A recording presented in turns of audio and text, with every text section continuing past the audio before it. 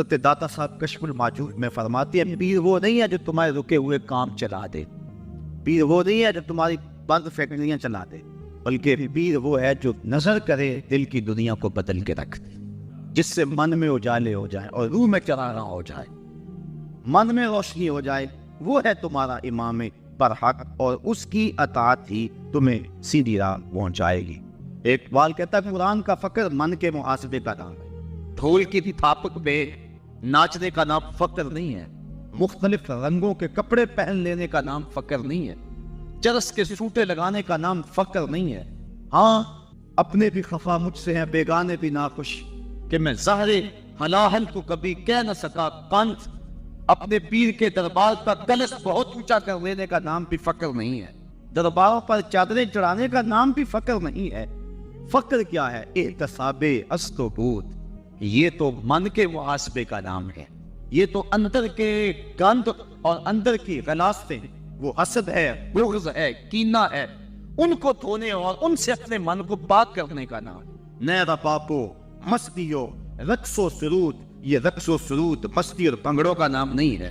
اور آگے اقبال کہتا ہے فقرے انیاں گرمیے بدر و حنین، کہتا ہوں کھل کے بتا دیتا ہوں کہ فقر کیا ہے، یہ بدر و حنین کی گرمی کا نام ہے۔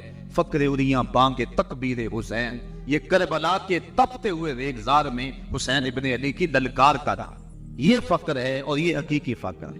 حضرت داتا صاحب کشف الماجوج میں لکھتے ہیں کہ حضرت ابو اسحاق اسفرائینی ایک جنگل میں گئے تو وہاں کیا دیکھا کہ کچھ صوفی گھاس کھا کے گزارا کر رہے تھے، گھاس کھا لیتے، پانی پی لیتے، چشمے کو اللہ تعالیٰ کرنے لگے آتے۔ تو حضرت ابو اسحاق اسفرائینی نے جب اس منظر کو دیکھا تو غصے میں آ گئے، فرمایا آکلۃ الحشیش آہنا انتم و امت محمد فی الفطر، تم یہاں گھاس کھاتے پھرتے ہو اور نبی کی امت فتنے میں مبتلا ہے، غریب کا گھر لٹ رہا ہو، بیوہ کے سر سے چادر اتر رہی ہو، یتیم کا خون چوسا جا رہا ہو، اللہ کی حدوں کو پامال کیا جا رہا ہو اور دین کی قدروں کا تماشا اڑایا جا رہا ہو، اور بندہ حجرے میں بیٹھا ہو کہ نہیں میں تو فقیر ہوتا ہوں۔ یہ فقیری نہیں ہوتی، فقیری تو یہ ہے کہ حضرت سیدنا امام حسین رضی اللہ تعالی عنہ کی خانقاہ سے بڑی خانقاہ کس کی ہو سکتی ہے، اور حجرہ فاطمہ سے بڑا حجرہ کس کا ہو سکتا ہے؟ انہوں نے بھی شہر مدینہ کو چھوڑ کر اور اس خانقاہ کو چھوڑ کے کربلا کے تپتے ہوئے ریگزار کے اندر ظلم اور جبر کے مقابلے میں کھڑا ہو کے عظیمت کی جو داستان رقم کی ہے۔ اقبال کہتا ہے میں کہتا ہوں کہ سب سے بڑا فقیر تو یہ حسین ابن علی تھا۔ اللہ اکبر۔ تو یہ ہے فقر کی روح۔ تو فقر حجازی اگر نصیب ہو جائے، فقر خفتہ نہ ہو، وہ فقر جو فیون ہے، اچھے بلے بندے کو جو ہے وہ ختم کر کے رکھ دے۔ اسلام نے جو طاقتور ہیں ان کے پنجے کو توڑا نہیں ہے، ان کے رخ کو موڑا ہے۔ ایک پہلوان ہے، وہ تمہارے ساتھ آ جاتا ہے، وہ رکن بن جاتا ہے تمہاری طریقت کا، تو تم اس کو تسبیح دے کے پکڑا دیتے ہو، کہتے گھر سے باہر ہی نہیں نکلنا، تو یہ اس سے زیادتی ہے۔ اسلام نے صلاحیتوں کو توڑا نہیں ہے، ان کے رخ کو موڑا ہے۔ وہ پہلوان اور وہ بدمعاش اور وہ برا شخص جو کل اپنے نفس کے لیے لڑتا تھا، اس کی تلوار نہ چھینو، کہا یہ تلوار اب اسلام کی سربلندی کے لیے اٹھتی رہے۔ وہ خالد بن ولید جو کفر کے لیے لڑتے تھے، جب اسلام میں آئے تو پھر ان کو سیف اللہ قرار دیا گیا کہ نہ دیا گیا۔ وہ حمزہ جب اسلام کے دامن میں داخل ہوئے تو حضور نے حوصلہ افزائی فرمائی کہ حمزہ تو اسد اللہ و اسد رسول ہے، حمزہ اللہ کا بھی شیر ہے، اس کے رسول کا بھی شیر ہے۔ تو کسی کی صلاحیتوں کو توڑو نہ، اس کے رخ کو موڑو۔ تو یہ ہے فقر اور یہ ہے تصوف، اور یہ نہیں ہے کہ کسی شخص کو توڑ موڑ کے جو ہے وہ کسی حجرے میں بٹھا دو اور کہو کہ یہ بڑا شریف ہو گیا، یہ بات نہیں ہے۔ اس کی صلاحیتوں کو رخ موڑو۔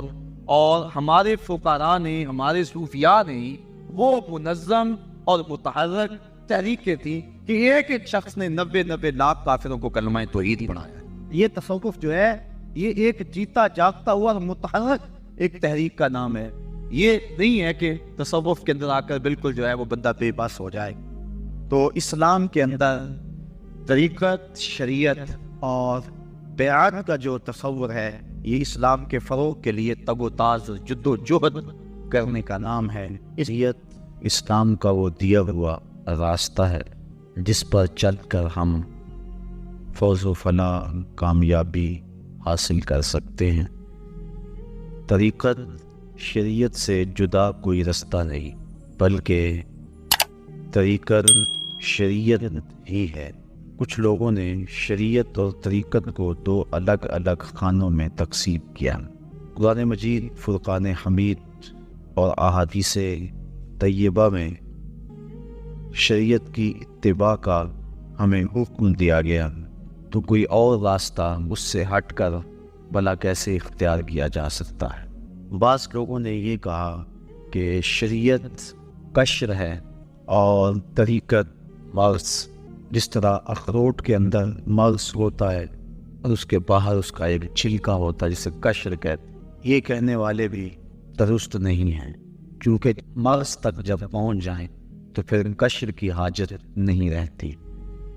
اخروٹ توڑنے کے بعد جب مغز حاصل ہو جائے تو پھر چھلکے کو پھینک دیا جاتا ہے۔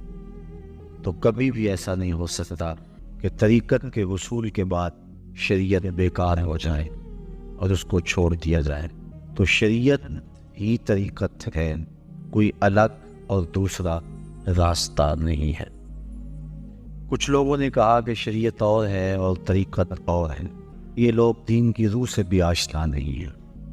حضرت ابراہیم دسوقی علیہ الرحمہ آپ فرماتے ہیں الشریعۃ شجر والطریقۃ ثمر، شریعت درخت ہے اور طریقت اس کا پھل ہے۔ بعض نے کہا کہ شریعت منبع ہے اور طریقت دریا ہے۔ اس قول کو اعلیٰ حضرت نے بھی نقل کیا اور اس کے بعد خود اس پہ تبصرہ فرماتے ہوئے ارشاد کہا کہ درست یہ بھی نہیں، چونکہ یہ سمجھانے کے لیے ہے۔ منبع وہ ہوتا ہے جہاں سے پانی پھوٹتا ہے اور چشموں سے منابع سے نکل کر پانی دریا میں آ جاتا ہے، وہ کھیتیوں کو سیراب کرتا ہے، لوگوں کو سیراب کرتا ہے۔ لیکن اگر منبع سے دریا کو کاٹ دیا جائے تو دریا پھر بھی کچھ عرصے کے لیے کام کرتا ہے۔ فرماتے ہیں یہ مثال بھی کامل نہیں ہے، اس لیے کہ جب شریعت سے کٹے گے تو فوراً ایک قطرہ بھی پانی میسر نہیں ہوگا۔ طریقت ختم ہو جائے گی اگر شریعت سے ہٹ کر کوئی اور راستہ اختیار کریں، تو شریعت ہی طریقت ہے۔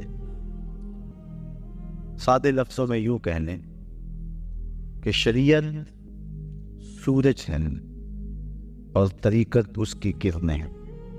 شریعت شہد ہے اور طریقت اس کی مٹھاس ہے۔ شریعت پھول ہے اور طریقت اس کی خوشبو ہے۔ شریعت جسم ہے اور طریقت اس کی روح ہے۔ تو شریعت اور طریقت کا یہ گہرا ربط حضرت حاجی امداد اللہ مہاجر مکی، جو کہ اہل سنت اور دیگر مکاتب فکر میں برابر معتبر مانے جاتے ہیں، وہ فرماتے ہیں شرح مصنوی میں حضور علیہ السلام کی ایک حدیث کی تائید حاصل کرنے کے بعد کہ شریعت آغاز ہوا شہر مکہ کی قسم سے، قسم ہے مجھے اس شہر کی، پھر وجہ قسم بھی بیان کی، وَأَنْتَ حِلٌّ بِهَذَا الْبَلَدِ، مجھے اس شہر کی قسم اس لیے کہ محبوب اس شہر میں تو جو بستا ہے، تیرا بسیرا ہے اس شہر میں، اس شہر کی گلیوں نے تیرے قدم چومے ہیں اور تیرے انفاس کی مہک اس کی فضاؤں میں بسی ہے، اس لیے مجھے قسم کہ یہاں تم رہتے ہو۔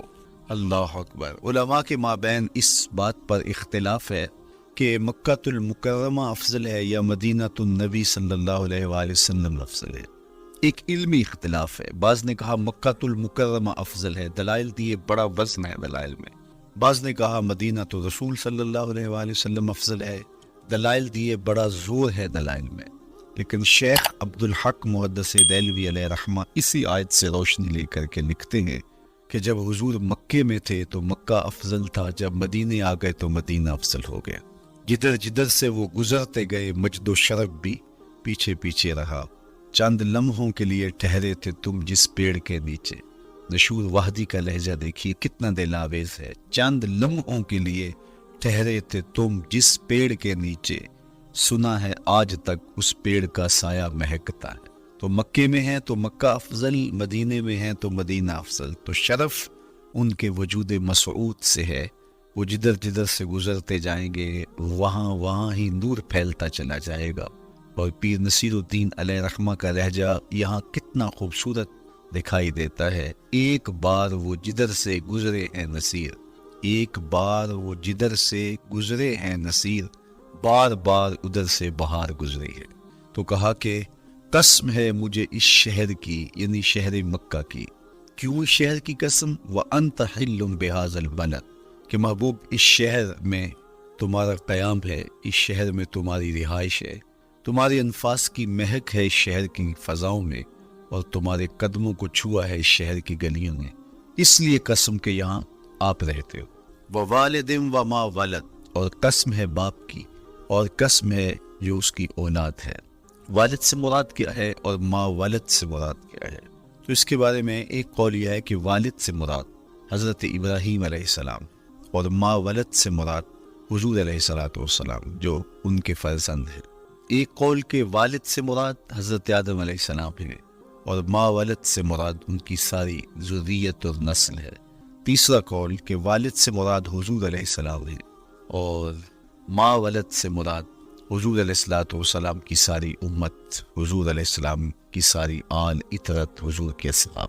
لیکن علماء نے پہلے قول کو ترجیح دی کہ مکہ المکرمہ کی قسم کی گئی تو پھر مناسبت بنتی ہے کہ حضرت ابراہیم کا ذکر بھی ہو، تو اس لیے والد سے مراد حضرت ابراہیم ہے، اور ماں والد سے مراد حضور علیہ السلام کی ذات ستودہ صفات. تو تین چیزیں ہوئی جن کی قسم کی گئی.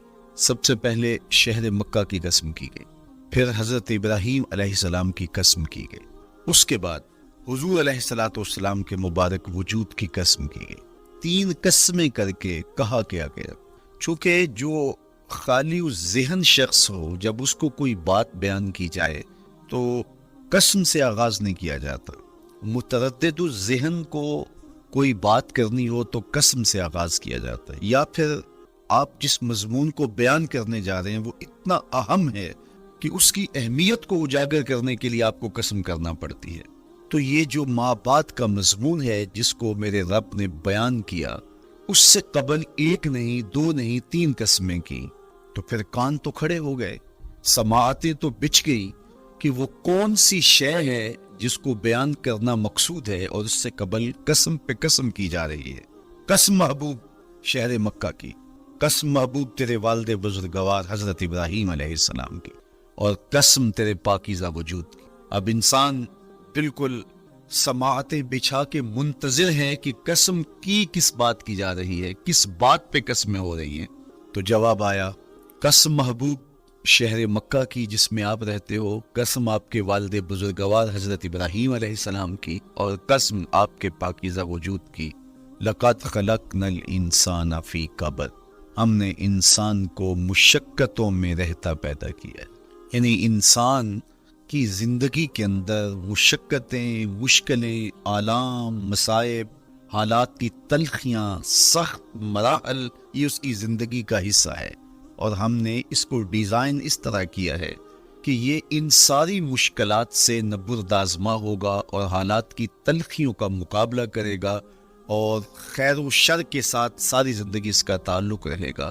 تو یہ اگر سخت جان ہوا تو زندگی میں کامیاب اور بامراد ہوا، اور اگر یہ کمزور ہوا تو پیچھے رہ جائے گا. اور اس کے لیے جو قسمیں کی ہیں وہ تین ہیں.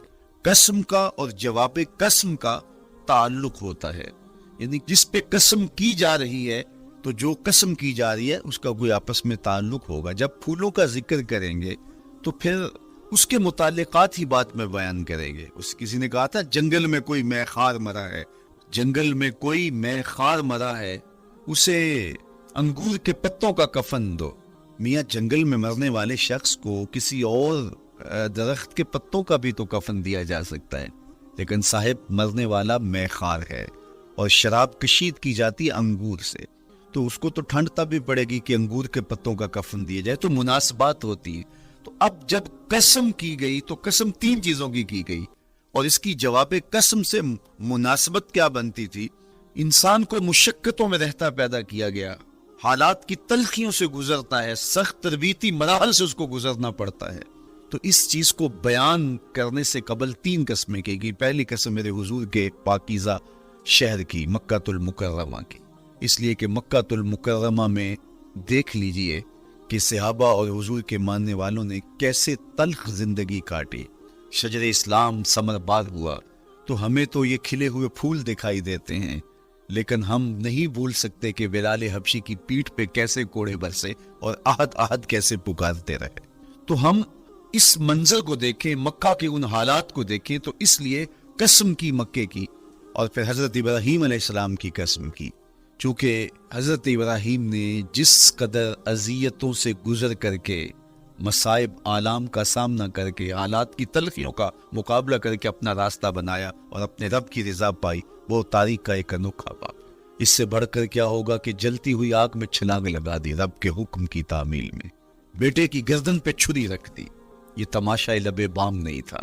منا کی وادی میں وہ انوکھا واقعہ رقم ہوا کہ آج بھی تاریخ انگشت بدندہ ہے کیا ایک باپ، اور وہ اس بیٹے کو ذبح کرنے کے لیے آمادہ ہو گیا جو اس کی آنکھوں کا نور ہے اور دل کا قرار ہے.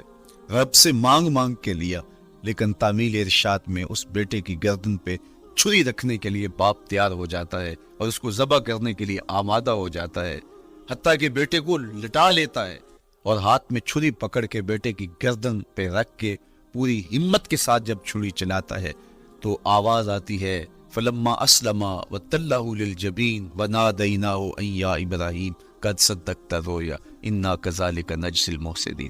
ابراہیم بس کرو، تم نے واقعی خواب پورا کر دکھایا. اپنی بیوی کو، اپنے نو مولود بچے کو وادی غیر ذی زرع میں چھوڑ آنا، جہاں کچھ بھی میسر نہیں تھا. یہاں آپ کو آپ کے ماں باپ چھوڑ کے جاتے ہیں، ایک خوبصورت آسودہ ماحول ہے، اور آپ کو جس مقصد کے لیے چھوڑ کے جا رہے ہیں تو وہ مقصد بھی آپ کے اور ان کے پیش نظر ہے. لیکن اس کے باوجود بھی جو ہے وہ آنکھیں نم ہو جاتی ہوں گی کہ ہم اپنی اولاد کو یہاں چھوڑ کے جا رہے ہیں، جبکہ ایک محفوظ پناہ گاہ میں آپ کو چھوڑ کے گئے. آپ کی تربیت کرنے والا ایک جو ہے وہ توانا طبقہ اور ایک توانا جو ہے وہ سٹاف موجود ہے جو آپ کی فکری، ذہنی، بدنی تربیت کے لیے کوشاں ہیں. لیکن اس کے باوجود بھی والدین محسوس کرتے ہیں، لیکن اپنے نو مولود بچے کو وہاں چھوڑ کے جانا جہاں آب و دانہ بھی میسر نہیں تھا. مورخ اسلام فی جلندری نے اس وادی کا نقشہ کھینچتے ہوئے کہا، وہ وادی جس میں وحشت بھی قدم رکھتی تھی ڈر ڈر کے، جہاں پھرتے تھے آوارہ تھپیڑے بادے سر سر کے، جہاں پر گھاس اگتی تھی، جہاں نہ پھول کھلتے تھے، مگر وہ سرزمین تھی آسماں بھی چھپ کے ملتے تھے. تو اس وادی میں چھوڑ کے آنا، حضرت ابراہیم نے جو امتحانات دیے، اس لیے ان کی قسم کی، چونکہ جواب قسم کا تعلق بنتا ہے، تو قسم ابراہیم کے پاکیزہ وجود کی کہ جنہوں نے دکھ سہے، تکالیف، آلام گوارا کی، لیکن پائے سوات میں لغزش نہیں آنے دی. تیسری قسم میرے حضور کے پاکیزہ وجود کی. فرمایا جتنے دکھ مجھے دیے گئے، جتنی اذیتیں مجھے پہنچائی گئیں، اتنی کسی کو نہیں دی گئی. پیدا ہوئے تو حضور کے باپ کا سایہ سر پہ نہیں تھا. پھر اس کے بعد حضور مختلف مراحل سے گزرے. 6 سال کی عمر میں ماں کا انتقال ہو گیا. جب راہ حق میں لوگوں کو دعوت رشد و ہدایت دینے نکلے تو جو لوگوں کے رویے تھے اور جو اذیتیں لوگوں نے پہنچائیں وہ ایک الگ باب ہے. مکے کی گلیوں سے لے کے طائف کے بازاروں تک جن اذیتوں سے میرے حضور گزرے. ام المومنین سیدہ عائشہ رضی اللہ تعالیٰ عنہ فرماتی ہیں ایک دن حضور کی بارگاہ میں حاضری تھی تو ہم نے عرض کیا حضور کیا احد کے دن سے سخت دن بھی زندگی میں کبھی گزرا ہے؟ صحابہ کی نظر میں اس دن سے سخت دن کبھی زندگی میں نہیں آیا، اس لیے کہ جب 70 صحابہ کی لاشیں پڑی تھیں، حضور کے چچا حضرت امیر حمزہ شہید کر دیے گئے، اور نہ صرف انہیں شہید کیا گیا، ان کا مسئلہ کیا گیا. اعضائے بدنیاں کاٹ دیے گئے، ناک کاٹ لی گئی، زبان کاٹ لی گئی، بدن چیر کے کلیجہ نکالا گیا، اور پھر ان اعضاء کا ہار پرویا گیا، اور ہندا نے گلے میں ڈال کے رقص کیا، آنکھوں میں نیزے چبھ ہوئے گئے. تو یہ دردناک دن تھا. تو حضور کے سر انور پہ سفید رنگ کی پٹی بندھی تھی اور چشمان رحمت میں آنسو تھے، اور بار بار فرماتے تھے ما فعل امی، میرے چچا کی کہانی سنا. تو یہ دردناک دن تھا جو صحابہ نے اپنی آنکھوں سے دیکھا. تو انہوں نے کہا حضور کیا احد کے دن سے سخت دن بھی کبھی زندگی میں آیا؟ ان کا خیال تھا کہ حضور فرمائیں گے ہاں یہ میرا زندگی کا مشکل ترین اور سخت ترین دن تھا. لیکن حضور نے فرمایا ہاں عائشہ، جب طائف کے بازاروں میں تیری قوم نے مجھے پتھر مارے تو یہ دن احد کے دن سے بھی سخت. حضور ان کے 3 سرداروں کے پاس پیغام حق لے کے گئے. لیکن انہوں نے آگے سے جو رویہ اختیار کیا وہ اتنا اذیت ناک تھا۔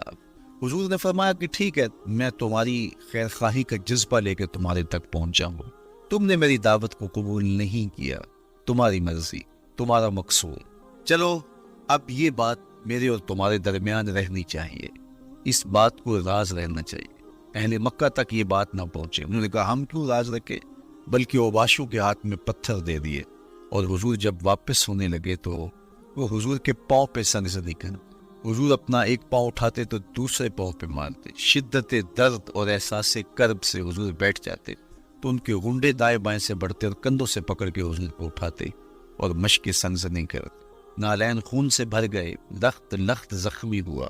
اللہ اکبر، کیا دردناک لمحے تھے، کیا تکلیف بری گھڑیاں تھی۔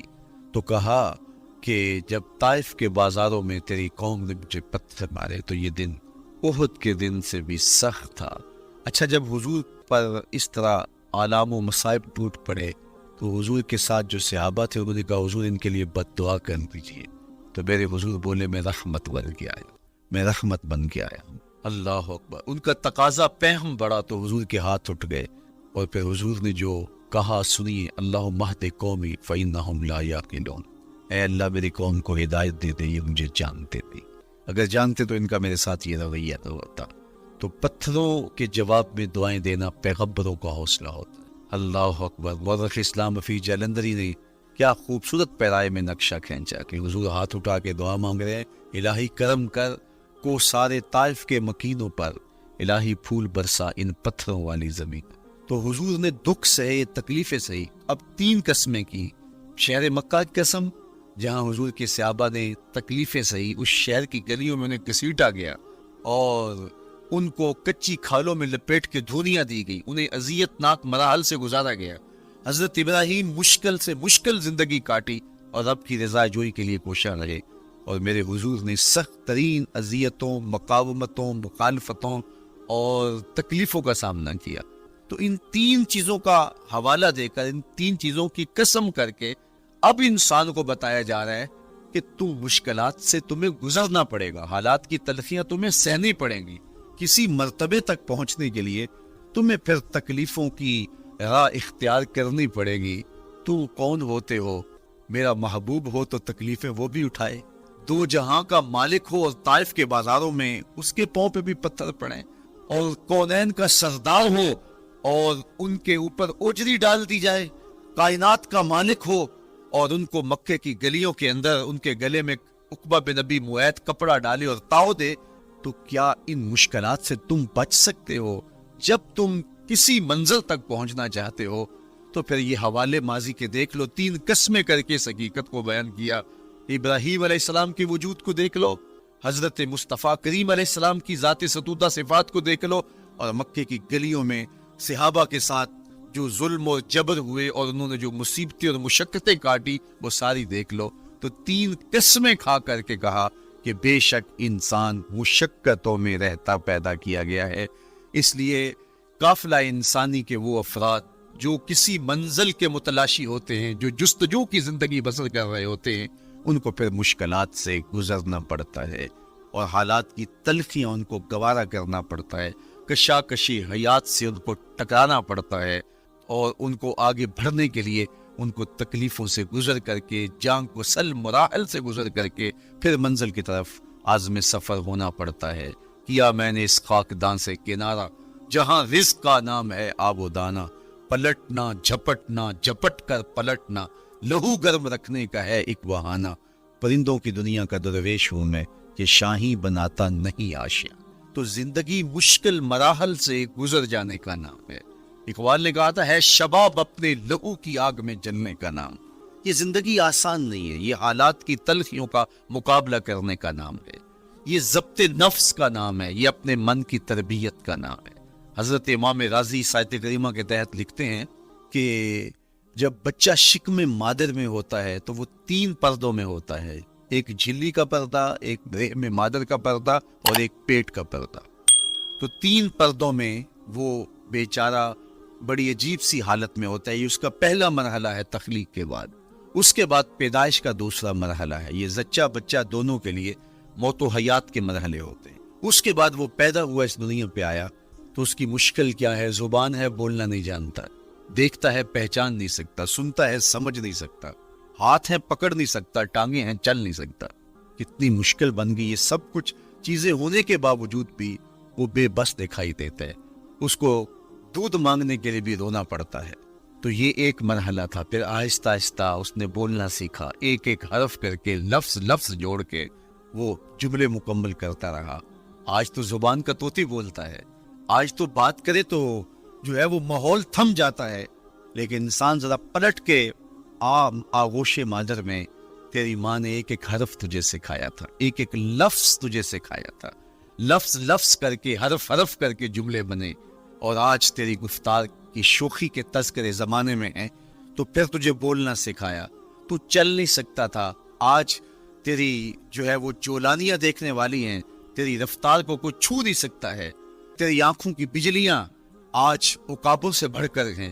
آج تیرے کانوں کے اندر نغموں کا جہاں آباد ہے. آج تیرے ہاتھوں کی گرفت کہ آگے شیر غرام بھی ہو تو وہ بھی بے بس ہو جاتا ہے. لیکن دیکھ تو کتنا مجبور تھا.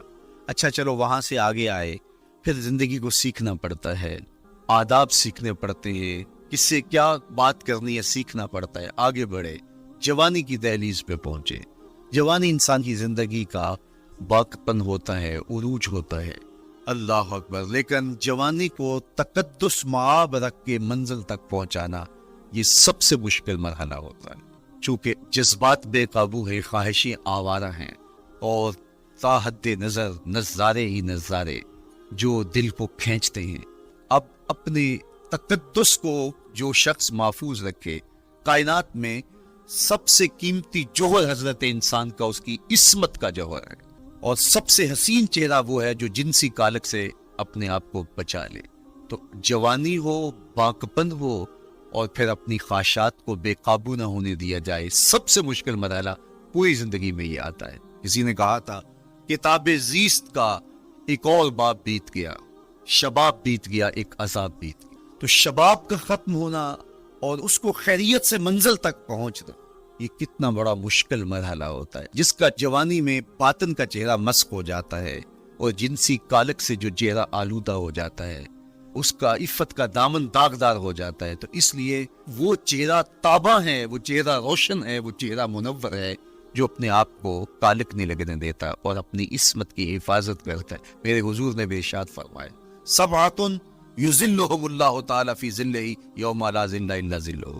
7 اشخاص ایسے ہیں قیامت کے دن جب کوئی سایہ نہیں ہوگا، اللہ ان کو اپنے عرش کا سایہ عطا کرے گا. ان میں سے پہلا شخص امام عادل حکمراں. دوسرا شخص وشاب نشأ فی عبادت اللہ، وہ جوان جس کی جوانی اللہ کی عبادت میں بسر. تیسرا وہ شخص ورجل قلبہ معلق بالمساجد، وہ شخص جس کا دل مسجد میں لگتا ہے، مسجد میں جمتا ہے. اور چوتھا شخص ورجل دعتہ امرأۃ ذات منصب وجمال فقال انی اخاف اللہ، وہ شخص جس کو دعوت گناہ ملی اور حسن قدموں میں بچھنے کے لیے بےتاب ہوا، اور اس نے کیا کہا، انی اخاف اللہ، میں اللہ سے ڈرتا ہوں، میرا اللہ مجھے دیکھ رہا ہے.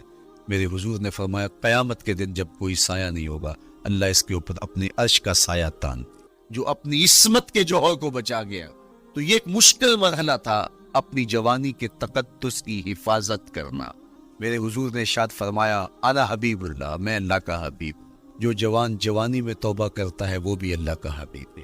کتنا بڑا اعزاز ہے اور کتنا بڑا کمال ہے جو شخص کو ملتا ہے جو جوانی میں اپنی عصمت کے تقدس کی حفاظت کرتا ہے، اپنی آبرو پہ پہرا دیتا ہے، اپنی نظروں کی حفاظت کرتا ہے، اپنی سوچوں کو آوارہ نہیں ہونے دیتا، اپنے خیالوں کو پھٹکنے نہیں دیتا، اپنی خواہشات کو بے قابو نہیں ہونے دیتا. تو یہ مشکل ترین لمحہ تھا. اس کے بعد امام راضی کہتے ہیں اب شادی کا مرحلہ ہوا تو پہلے خود اپنی ذمہ داری تھی، اب کسی کا بوجھ بھی اٹھانا پڑا، یہ اگلی مشکل آ پڑی. پھر بچے ہوئے تو پھر اپنی زندگی تو ختم ہو گئی، پھر ساری زندگی، پھر بڑھاپے میں چلے جائیں، ارذل العمر تک چلے جائیں، یہ ساری زندگی مشکلات. لقد خلقنا الانسان فی کبد. تو ہمیں عملی طور پہ مشکلات کے مقابلے کے لیے تیار ہونا چاہیے. دیکھیے ہم جب شکار کرنے جاتے ہیں اور وہ خطرناک جنگل ہو جس میں شیر، بھیڑی اور دیگر جانور بھی ہو، تو پھر ہم حفظ ما تقدم کے طور پہ سب کچھ ساتھ لے کے جاتے ہیں اور اس انداز سے جاتے ہیں کہ ہمارے اوپر اگر کوئی حملہ ہو تو بچاؤ کی یہ تدبیر ہو. تو ہم عملی طور پہ اس کے لیے خود تیار ہوتے ہیں, تو پھر کوئی ہونے والا حملہ غیر متوقع نہیں ہوتا اور ہم اس کے لیے اپنے آپ کو مستعد اور فعال پاتے. اسی طرح میں اور آپ اگر زندگی کے اس فلسفے سے آگاہ نہیں ہوں گے کہ زندگی مشکلات کا مجموعہ ہے, حالات کی تلخیاں ساری زندگی ہمارے ساتھ رہیں گی, تو کوئی بھی تکلیف, کوئی بھی اذیت, کوئی بھی ایسا واقعہ جو ہم نہیں چاہ رہے ہوں گے وہ روح پذیر ہوگا تو ہم گھبرا جائیں گے اور پھر اس وقت ہم دکھی ہو جائیں گے. اس لیے ہمیں یہ قرآن نے سکھایا ہے کہ تم عملی طور پہ زندگی کی سختیوں کا مقابلہ کرنے کے لیے آمادہ اور تیار ہو جائے. قرآن مجید میں جو صبر کا لفظ ہے اس کا مفہوم یہ ہے کہ حالات کی جو تلخیاں تمہارے اوپر آتی ہیں, وہ غربت بھی ہو سکتی ہے, وہ بیماری بھی ہو سکتی ہے, وہ لوگوں کی عداوت اور دشمنی بھی ہو سکتی ہے, وہ اور بہت ساری چیزیں ہوتی ہیں, وہ جنگوں کی حالت کا بپا ہو جانا اور تمہارا دشمنوں کے نرغے میں گر جانا, یہ سب کچھ ہو سکتا ہے. تو اس کے اوپر استقامت کے ساتھ تم کھڑے رہو اور تم ان کو برداشت کرنے کی اپنے اندر ہمت اور حوصلہ رکھو, تو پھر وہ تمہارا صبر ہوگا. اور یہ قوت اگر تمہارے اندر پیدا ہو جاتی ہے تو پھر تمہاری زندگی آسان اور شوقی ہو جاتی ہے. لیکن اگر یہ دولت تمہیں نصیب نہیں ہوتی تو پھر ساری زندگی دکھوں اور شکووں سے بھری رہتی. اس لیے ہمیں یہ چیز سیکھ لینی چاہیے کہ زندگی نام ہی مشکلات سے نبرد آزما رہنے کا. عملی طور پہ ہم دیکھو, ہمیں پتہ ہے سردی آ رہی ہے تو اس کا ہم پہلے انتظام کرتے ہیں, تو سردی ہمیں دکھی نہیں بھر کرتی, ہم سردی سے بھی لطف لیتے ہیں, موسم برسات سے بھی مزہ لیتے ہیں, اور گرمی سے بھی ہم ایک حاصل حاصل کر لیتے ہیں اگر ہم اس کو جو ہے اس کے لیے عملی طور پہ اپنے آپ کو تیار کر لیں. لیکن اگر ہم اس کے لیے تیاری نہیں کریں گے تو سوائے گھبراہٹ کے اور کچھ نہیں ہوگا. تو مجھے اور آپ کو عملاً اپنے آپ کو اس بات کے لیے آمادہ کرنا پڑے گا کہ زندگی حالات کی تلخیوں سے ٹکرانے کا نام ہے, اور ساری زندگی ہمیں ان مراحل سے گزرتے رہنا پڑے گا. اور قرآن نے جو ہے وہ 3 قسمیں کر کے, اور 3 قسمیں بھی شہر مکہ کی اور محبوب کریم کے پاکیزہ وجود اور جناب ابراہیم علیہ السلام کی, تاکہ تمہیں پتہ چلے جب ان کو بھی ان مراحل سے گزرنا پڑا میں اور آپ کیا بیچتے ہیں. اس لیے ہمیں اپنی زندگی کو ان راہوں پہ ڈالتے ہوئے صبر اور استقامت, اب صبر اور استقامت کی دولت ہمیں کیسے نصیب ہوگی, یہ دولت کس طرح, یہ قوت راسخہ ہمارے اندر کیسے پیدا ہوگی, اور کس طرح ہمارے من کے اندر یہ چیزیں سمائے گی. اللہ تعالیٰ کی خشیت, اس پر توکل, اس پر بھروسہ, اور اللہ تعالیٰ جل شانہ کی طرف سے ہر کام کے ہونے کا یقین ہمارے اندر یہ استقامت اور یہ حوصلہ پیدا کرتی ہے یہ چیز. اس لیے مجھے اور آپ کو اپنی پوری زندگی میں اس عمل سے گزر کر کے اپنے آپ کو مضبوط ترین صورتحال میں لا کے کھڑا کرنا پڑے گا, اور یہی زندگی کا جمال ہے. تو اب پھر دیکھیے قرآن کیا کہہ رہا ہے, لا اقسم بہذا البلد وانت حل بہذا البلد ووالد وما ولد, 3 قسمیں کی. اس کے بعد ارشاد فرمایا لقد خلقنا الانسان فی کبد, ہم نے انسان کو مشکلوں میں, مصائب میں, آلام میں رہتا ہوا پیدا کیا. کہتے جب حضرت انسان کی تخلیق ہوئی تو اس کا خمیر جب بویا جا رہا تھا تو اس کے اوپر 39 دن تک آزمائشوں کی, دکھوں کی, تکلیفوں کی بارش ہوئی, اور 1 دن خوشیوں اور مسرتوں کا بھی برسا. تو انسان کی زندگی کے اندر حالات سے ٹکرانا اور دکھوں کو سہنا اور دکھوں سے مقابلہ کرنا یہ سیکھنا پڑے گا. اور جب انسان اس کو عملی طور پر سیکھ جائے گا تو پھر زندگی کا جمال اور زندگی کا حسن نصیب. دوسری بات, ہمیں اپنی زندگی میں 7 چیزوں کو اپنا اصول بنا لینا چاہیے, اور یہ 7 چیزیں وہ ہیں جو ہماری زندگی کو ایک خوبصورت سانچے میں ڈھال کر کے ہمیں ایک پاکیزہ اور ستھرا انسان بنا دیتے. پہلی چیز التمسک بکتاب اللہ, اللہ کی کتاب سے جڑ جانا, وابستہ ہو جانا. جب ہم کتاب اللہ سے وابستہ ہو جائیں تو پھر ہمارے باطن کی اور نفس کی تربیت ہوتی, اور پھر ہم وہ مطلوب انسان بنتے ہیں جو ہمارا رب ہم سے تقاضا کرتا. تو اس لیے ہمیں اپنی زندگی میں اس چیز کو لازم کر لینا چاہیے کہ ہمارا کوئی بھی دن قرآن مجید کی تلاوت کے بغیر نہ گزرے. اپنے دن کا آغاز قرآن مجید کی تلاوت سے کیجیے. سورہ یاسین سے جو اپنے دن کا آغاز کرتا ہے سارا دن اللہ کی امان میں رہتا ہے، اس کی حفاظت میں رہتا ہے، اور اپنی شب کا آغاز سونے سے پہلے سورہ الملک کی تلاوت کرے، آپ ساری شب اللہ کی امان میں، اس کی حفاظت میں رہیں، اور قرآن مجید کو سمجھ کر اس کے مفاہیم و مطالب کے ساتھ ایک رکوع کم از کم پوری زندگی، اپنی زندگی کے نصاب میں آپ کتنا وقت مختلف امور کے لیے سر انجام دیتے ہیں۔ یہ کتاب انسانی ہدایت کے لیے، انسانی تربیت کے لیے، اس سے کوئی اور بہتر اور مؤثر جو ہے وہ نصاب نہیں ہو سکتا۔ انسان سازی کا بہترین ذریعہ ہے یہ کتاب، اور اس کتاب کے ذریعے سے جو ہے وہ انسان پستیوں سے اٹھ کے بلندیوں تک جا پہنچتا ہے۔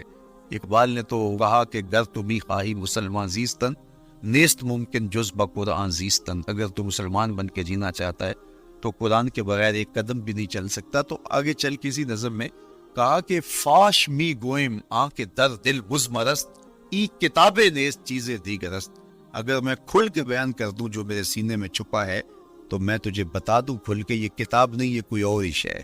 کن لوگوں کو کہاں سے اٹھایا اور یہ کتاب کہاں تک لے گئی، جو باہمی جنگ و جدل میں الجھے ہوئے تھے اور حرف شناس بھی نہیں تھے، جو سواد آشنا بھی نہیں تھے، پھر انہوں نے جو ہے وہ روما کی سلطنت بھی الٹ کے رکھ دی۔ یہ کرشمہ تھا اس کتاب کا جس نے زندگی کا جمال ان کی روحوں کے اندر پیدا کر دیا۔ تو میں اور آپ اپنی زندگی میں قرآن مجید سے کبھی بھی دور نہ ہوں، روزانہ کی بنیاد پہ آپ تلاوت کلام مجید اپنی زندگی میں شامل رکھیں۔ انشاءاللہ اس کے اجالے دنیا میں اور آخرت میں آپ اپنی آنکھوں سے مشاہدہ کریں گے۔ حضرت امام احمد بن حنبل فرماتے ہیں، میں نے رب سے کہا کہ مجھے اپنا قرب عطا کر، آواز آئی میرا قرب چاہتے ہو تو قرآن پڑھا کر۔ یہ رب کی قربت کی بھی ضمانت ہے اور ربط نفس اور باطن کی تربیت کا بھی ذریعہ ہے۔ اچھا، دوسری بات، والاقتداء بسنت رسول اللہ صلی اللہ علیہ وآلہ وسلم، ہمارے لیے بہترین نمونہ ہمارے حضور علیہ الصلوۃ والسلام کی زندگی، حضور کے دیا ہوا نظام حیات ہے جس پر حضور نے خود عمل کر کے دکھایا۔ میرا عشق رسول، میری محبت رسول اس بات کا تقاضا کرتی ہے کہ میں ان کے طریقہ حیات کے مطابق اپنی زندگی گزاروں۔ اسلام دعوے کی بات نہیں کرتا، دلیل ہم سے مانگتا ہے۔ آج میں کہتا ہوں میں عاشق رسول ہوں، اور اتنا بڑا عاشق رسول ہوں کہ میرے جیسا زمانے میں دوسرا کوئی نہیں۔ میرے جذبات ایسے دکھائی دیتے ہیں آسمان کو چیر دوں گا اور زمین کو پھاڑ دوں گا، لیکن ہمسایوں کے ساتھ میرا سلوک بتاتا ہے کہ میں عاشق رسول نہیں، دوستوں کے ساتھ میرا رویہ بتاتا ہے کہ میں عاشق رسول نہیں۔ میں کسی سے وعدہ کرتا ہوں اور پھر اس پہ پورا نہیں اتر پاتا، تو صاحب پھر آپ عاشق رسول نہیں ہیں، آپ کچھ اور ہیں۔ عشق رسول تو یہ ہے کہ میرے محبوب علیہ السلام نے کسی سے عہد کیا ہے کہ تمہارے آنے تک میں یہاں کھڑا ہوں، اور وہ جا کے بھول جاتا ہے، اور میرے حضور 3 دن وہاں منتظر رہتے۔ وہ اچانک گزرا اور دیکھا تو حضور علیہ الصلوۃ والسلام کھڑے ہیں، تو خود پریشان ہوا، صرف اتنی بات اسے کہیں، صاحب تو نے مجھے مشکل میں ڈال دی، تو نے مجھے مشقت میں ڈال دی۔ عہد کیا ہے تو پھر اس کی پاسداری نبھا کے دکھائی۔ اللہ اکبر! میں اگر حضور سے محبت کرنے والا ہوں تو میرا رویہ بتائے کہ میں عاشق رسول ہوں۔ میری زبان پہ جھوٹ نہیں بول سکتی۔ آپ سے پوچھا گیا کہ مومن بزدلی کر سکتا ہے؟ کہا نہیں، بہادر ہوتا ہے، لیکن ہو سکتا ہے کبھی اس سے بزدلی سرزد بھی ہو جائے۔ پھر پوچھا گیا کہ مومن بخیل ہو سکتا ہے؟ کہا نہیں، سخی ہوتا ہے، لیکن ہو سکتا ہے کبھی اس سے بخل بھی سرزد ہو جائے۔ پھر تیسرا سوال حضور سے کیا گیا، مومن جھوٹا ہو سکتا ہے؟ فرمایا جھوٹا نہیں ہو سکتا، یہ پکی بات کہ مومن جھوٹ نہیں بول سکتا۔ میں اور آپ اپنے رویوں میں دیکھیں کہ ہم کھڑے کہاں ہیں۔ آج ہم ان جگہوں پہ بھی جھوٹ بولتے ہیں جہاں جھوٹ بولنا ہماری مجبوری بھی نہیں ہوتی، چونکہ یہ ہماری فطرت ثانیہ اور عادت بن چکا ہے، اور ہم اس کو برا ہی نہیں سمجھتے۔ جبکہ جھوٹ جب کوئی شخص بولتا ہے، حدیث پاک میں آتا ہے اس کے منہ سے بدبو نکلتی ہے، رحمت کے فرشتے 1 میل دور ہٹ جاتے ہیں اس سے۔ اور سویر سے شام تک جب ہمارے معمولات یہ ہوں تو پھر ہم کہاں کھڑے ہیں اور رحمت کے فرشتے کہاں کھڑے ہیں؟ تو حضور علیہ الصلوۃ والسلام کی سنت کا اتباع حضور کی محبت کی دلیل ہوگی۔ امام قرطبی نے لکھا ہے، اللہ کی محبت کا کوئی دعویٰ کرے تو کیا دلیل ہوگی کہ یہ واقعی محب الہی ہے؟ تو کہا اللہ سے محبت کا دعویٰ کرنے والے کے لیے دلیل یہ ہے کہ وہ قرآن سے پیار کرے۔ قرآن سے پیار اور قرآن سے محبت کی دلیل یہ ہے کہ حضور کا پیار سینے میں رکھے۔ حضور سے محبت کی دلیل یہ ہے کہ سنت رسول سے پیار کرنے والا، اور سنت رسول سے پیار کرنے کی دلیل یہ ہے کہ بدعات سے اجتناب کرنے والا۔ ہر وہ طریقہ جو میرے حضور نے نہیں دیا اس کو اختیار نہ کرے، اس طریقے کو اختیار کرے جو حضور علیہ الصلوۃ والسلام کا عطا کرے۔ تیسری بات، عقل الحلال، یہ وہ بنیادی اصول ہے جو ہماری زندگیوں میں اتر جانے چاہیے اور ہم ایک صالح اور خوبصورت انسان بن کے اس معاشرے کا حصہ بن سکتے ہیں۔ عقل حلال زندگی میں شامل ہو تو زندگی کو جمال نصیب ہوتا ہے اور باطن اور ظاہر کو طمانینت نصیب ہوتی ہے۔ اگر رزق پاک نہیں ہے تو آپ قبر بھی جائیں تو وہاں بھی آپ محروم پلٹیں گے۔ میرے حضور علیہ الصلوۃ والسلام نے فرمایا ایک بندہ لمبا سفر کر کے گیا، اشعث اغبر کے لفظ ہیں، اس کے بال بکھرے ہوئے ہیں، سفر کی گرد پڑی ہوئی ہے اور لباس بھی پھٹا ہوا ہے، شکستہ حالت، پراگندہ صورت، اور کھڑا ہے کعبۃ اللہ کے سامنے، یہ مد یدیہ، دونوں ہاتھ لمبے کر کر کے دعا مانگ رہا ہے اور کیا کہتا ہے، اے اللہ ومطعمہ حرام ومشربہ حرام وملبسہ حرام وغذی بالحرام، فرما اس کا کھانا حرام کا ہے، اس کا پینا حرام